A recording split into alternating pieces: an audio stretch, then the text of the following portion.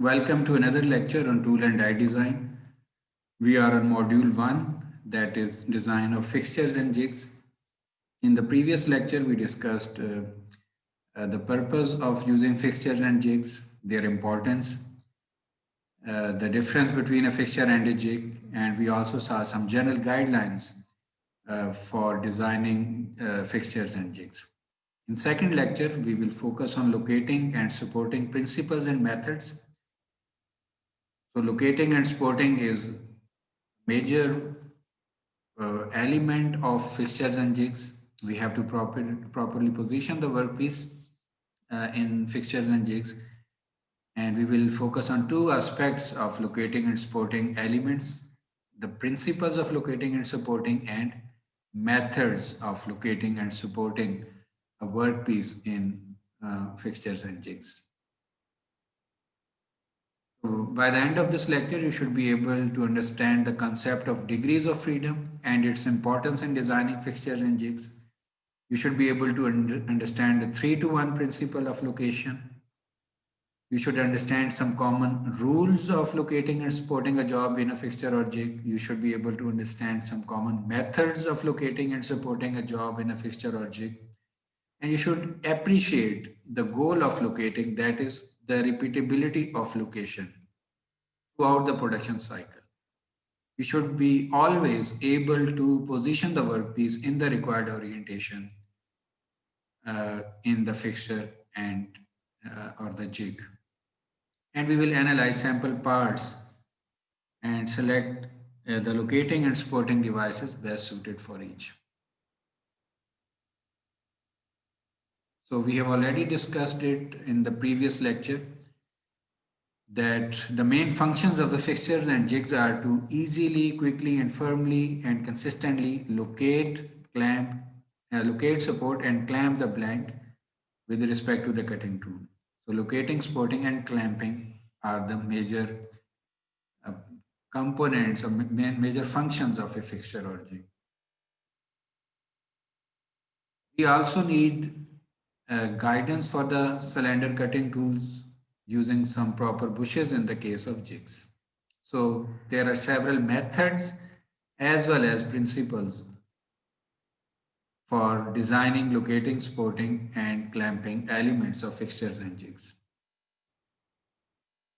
So during machining, the workpiece should not move at all. So workpiece holding devices, including fixture and jigs, must assure that the workpiece does not move at all in the workpiece holding device, including fixtures and jigs. We have to restrict all degrees of freedom. So by properly locating, supporting, and clamping the blank, all degrees of freedom are to be arrested. Sometimes 1 or 2 degrees of freedom are utilized during the machining operation, but within the jig or fixture, the workpiece should be firmly clamped. So there are total 12 degrees of freedom. The part can move in 12 directions of movement. So positive X, negative X, in this case, in the vertical direction is positive Z, negative Z, and positive Y, negative Y. So these are 6 linear directions of movement that are to be restricted. Then we have clockwise rotation along the X and counterclockwise, clockwise and counterclockwise. So 2 rotations along the X, 2 directions of movement along the Z in the circular fashion, and 2 directions of rotation along the Y, clockwise and counterclockwise. So we have total 6 rotational directions of movement as well. So 2 along each axis, clockwise and counterclockwise. So these are 12 degrees of freedom. So let me re-emphasize here again that locating elements accurately position the workpiece in the required location. So that is the primary purpose of locating elements or devices. And the secondary function is to restrict some degrees of freedom. That is the secondary purpose of locating elements in fixtures and jigs. Rest of degrees of freedom are restricted by the clamping elements of fixtures and jigs.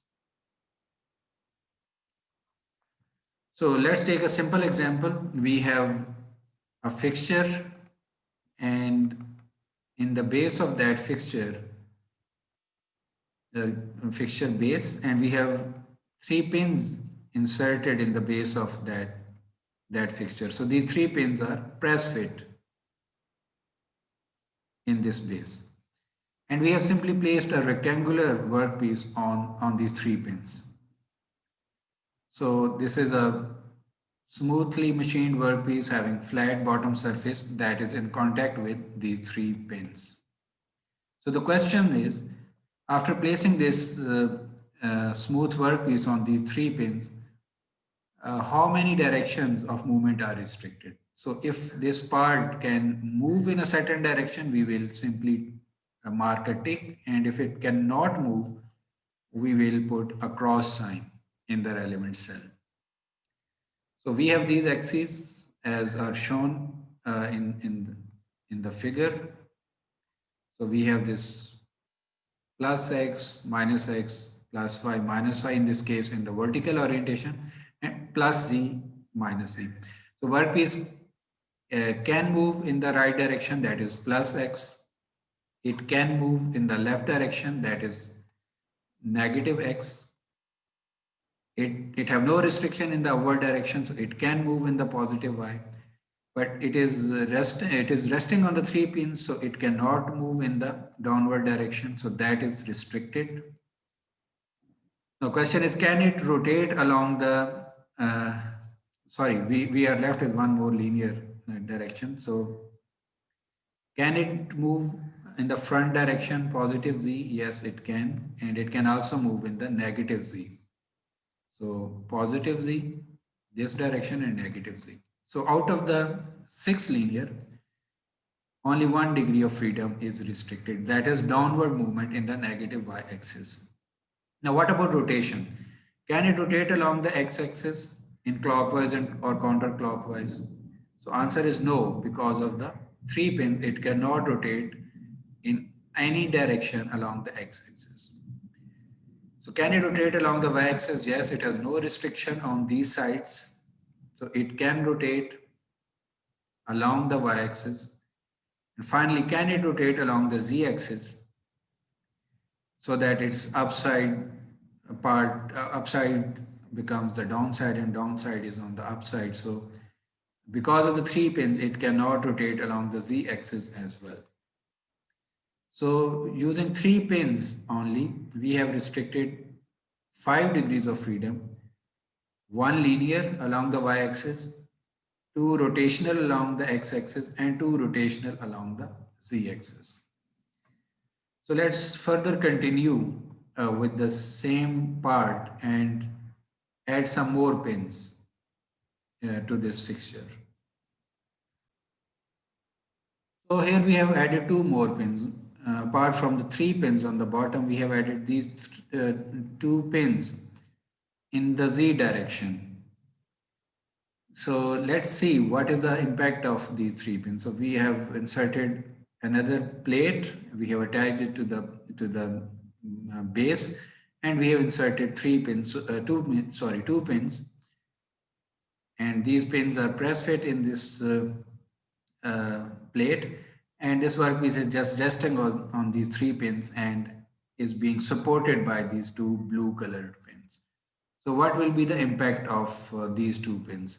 So first we would like to again fill this table according to the 3 bottom pins. So we saw that the part cannot move downward because of those 3 pins. It cannot rotate along x-axis, and it cannot rotate along the z-axis as well. So these are the 5 directions of movement restricted because of those 3 bottom pins. Now we would like to see the impact of the new 2 pins that are inserted in the z direction. So these 5 directions were restricted by the 3 pins. Now we would like to see the impact of the 2 new pins. So can the part move toward the right or left, plus x or negative x direction? Yes, it can still move. What about the upward direction? Yes, it can move upward. There is no restriction in the upward direction. Now, what about the rotation linear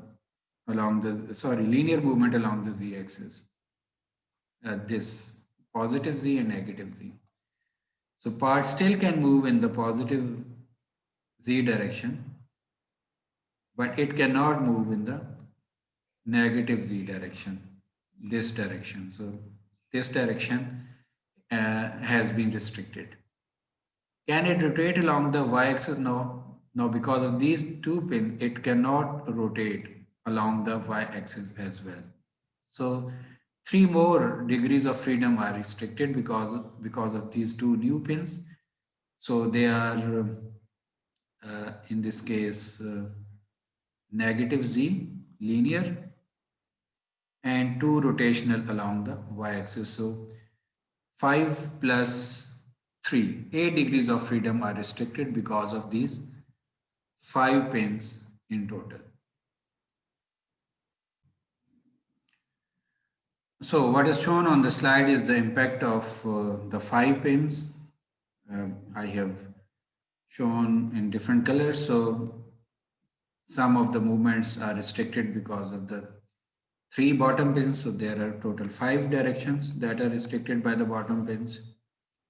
And 3 directions are restricted by the 2 side pins or the blue colored pins. Now we have added another pin in the x direction, this pin. Now what will be the impact of adding this pin? So we can easily imagine that only one new direction of movement will be restricted, and that will be in the negative x direction, this one. So only one direction of movement is restricted because of adding this one pin. So still we are left with positive x, positive y, and positive z. So part can still move in these 3 linear directions. So all 6 rotational directions of movement are restricted, but part can still move toward the right, that is positive x.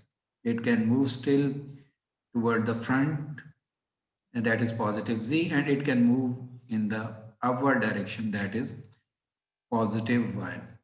So it can move in positive x, positive y, and positive z, 3 linear directions. So 9 out of 12 degrees of freedom are restricted using these 6 pins. So I repeat, 5 directions because of bottom 3 pins, 3 directions because of these 2 side pins shown in blue color, and 1 direction is restricted because of this last pin. So this is called 3-2-1 principles. 3 pins in one plane, 2 pins in another plane, and 1 pin in the third plane. So 3 pins on the base restrict 5 directions of movement. The 2 more pins added restrict total 8 directions of movement. We saw which ones. And finally, the last pin restricts 1 more. So these are total 9 directions of movement. And what about the rest of the 3 directions of movement? So they are restricted using some clamping method or clamping elements. So apart from properly positioning the workpiece in the required orientation, we are able to restrict 9 degrees of freedom. So the rest 3 degrees of freedom are arrested directly by clamping. And this 3-to-1 or 6-point locating method is the most common external locator for square or rectangular workpieces. In the next segment, we will discuss a couple of more examples to re-emphasize the concept of restricting degrees of freedom. Thank you very much.